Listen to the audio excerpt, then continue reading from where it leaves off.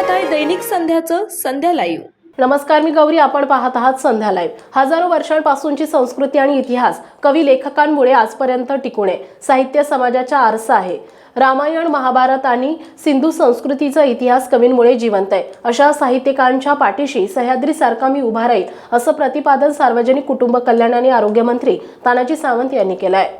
Pune Cambridge शिक्षण समूहाच्या वतीने पहिले राज्यस्तरीय युवा मराठी साहित्य संमेलन पुण्यात आंबेगाव पठार येथे उत्साहात पार पडले। या संमेलनाचे उद्घाटन मंत्री सावंत यांच्या हस्ते झाले, त्यावेळी ते बोलत होते। यावेळी संमेलनाचे अध्यक्ष नवनाथ गोरे, छत्रपती व्यंकोजी राजे यांचे 13वे वंशज युवराज छत्रपती संभाजी महाराज भोसले, ज्येष्ठ नाट्य अभिनेते वसंत अवसरीकर, संगीतकार हर्षित अभिराज, ज्येष्ठ पत्रकार तानाजी कोलते, चंद्रकांत भुजबळ, सौ छायाताई कुंजीर, संस्थेचे सचिव मयूर कुंजीर, संभाजी ब्रिगेडचे प्रवक्ते संतोष शिंदे, अभिनेता प्रकाश दिंडले, बाळूताते यादव, संदीप बनकर आदी उपस्थित होते। स्वागताध्यक्ष डॉक्टर प्राध्यापक चंद्रकांत कुंजीर, निमंत्रक आणि ज्येष्ठ साहित्यिक दशरथ यादव यांनी संमेलनाचे संयोजन केलं। संमेलन पार पाडण्यासाठी प्राध्यापक स्मिता कुलकर्णी, प्राध्यापक दगडे, प्राध्यापक भापकर, प्राध्यापक पाटील, स्वीटा डिसुजा।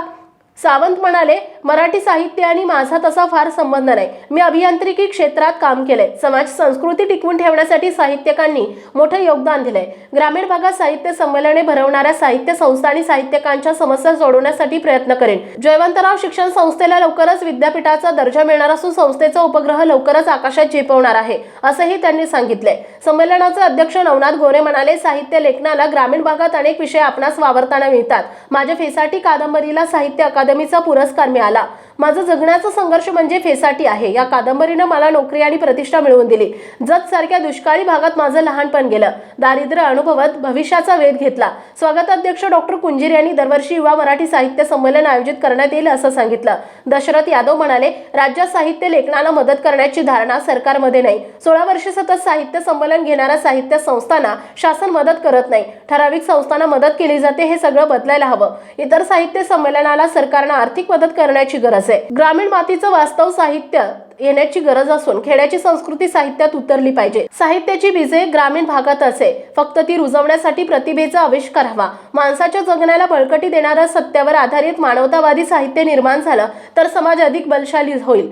यावेळी सीताराम नरके यांच्या पुस्तकाचं प्रकाशन करण्यात आलं। सकाळी 11 वाजता केम्ब्रिज शिक्षण संस्थेच्या वतीनं ग्रंथदिंडी काढण्यात आली। भजनी मंडळ सहभागी झाले होते। पारंपरिक वेशात विद्यार्थी सहभागी झाले होते। दुपारी युवकांसमोरील आव्हाने या विषयांवर परिसंवाद झाला। यामध्ये प्राध्यापक योगेश्री कोकरे, प्रकाश दिंडेले यांनी सहभाग घेतला। अश्विनी दीक्षित यांनी मी सावित्री बोलते हा नाट्यप्रयोग सादर केला। सूत्रसंचालन सुजाता निंबाळकर यांनी केले। आभार दीपक पवार यांनी मानले। संध्या लाईव्हसाठी प्रतिनिधी संजय सोनवणे, पुणे। महाराष्ट्र तसेच पुणे जिल्ह्यातील महत्त्वाच्या बातम्या पाहण्यासाठी संध्या लाईव्ह न्यूज चॅनलला YouTube वर सबस्क्राईब करा आणि बेल आयकॉन प्रेस करा।